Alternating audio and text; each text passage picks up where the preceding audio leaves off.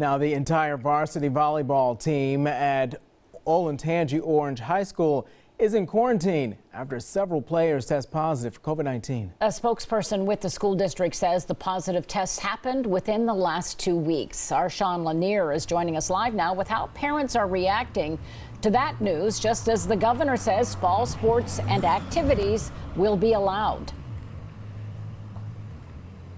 That's right, Colleen. With those 4 Olentangy Orange student athletes testing positive for COVID-19, it is feeding into some of the fears that parents have about moving forward with fall sports and other activities. But other parents say they're not worried.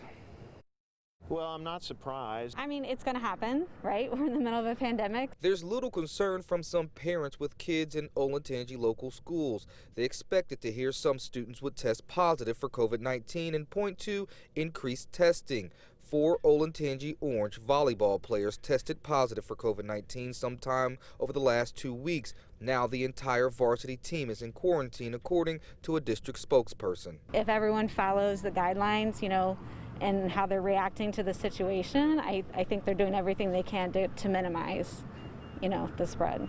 The news comes on the same day Governor Mike DeWine is allowing all fall sports and other activities to happen with limited spectators. Crowds are, I think, given the situation, is always a concern, but I do think that the sports are good for our kids. DeWine hopes the desire to have a season will inspire young people and student athletes to be as careful as they can. He adds they will step in if cases of COVID increase, but for now he will leave it up to the schools. I'm not overly concerned, regarding the testing.